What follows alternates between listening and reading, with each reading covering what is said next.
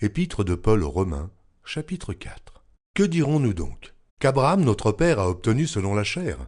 Si Abraham a été justifié par les œuvres, il a sujet de se glorifier, mais non devant Dieu. Car que dit l'Écriture? Abraham crut à Dieu, et cela lui fut imputé à justice.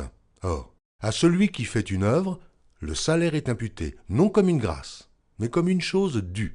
Et à celui qui ne fait point d'œuvre, mais qui croit en celui qui justifie l'impie, sa foi lui est imputée à justice.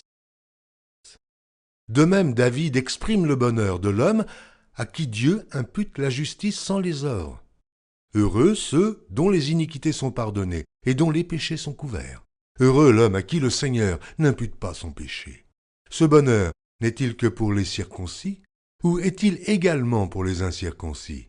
Car nous disons que la foi fut imputée à justice à Abraham. Comment donc lui fut-elle imputée? Était-ce après ou avant sa circoncision? Il n'était pas encore circoncis, il était incirconcis. Et il reçut le signe de la circoncision comme sceau de la justice, qu'il avait obtenu par la foi quand il était incirconcis, afin d'être le père de tous les incirconcis qui croient pour que la justice leur fût aussi imputée. Et le père des circoncis, qui ne sont pas seulement circoncis, mais encore qui marchent sur les traces de la foi de notre père Abraham quand il était incirconcis.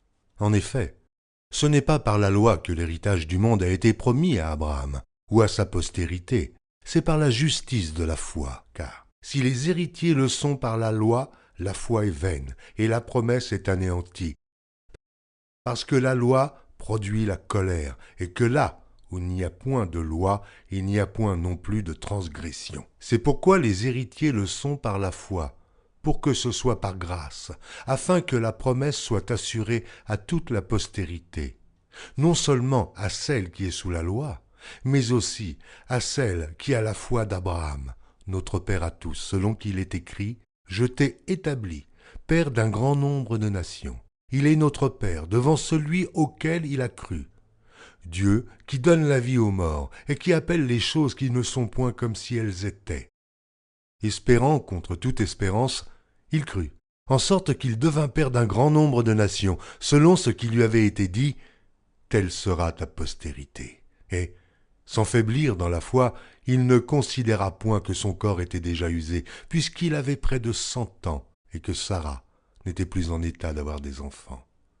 Il ne douta point, par incrédulité au sujet de la promesse de Dieu, mais il fut fortifié par la foi, donnant gloire à Dieu et ayant la pleine conviction que ce qu'il promet, il peut aussi l'accomplir.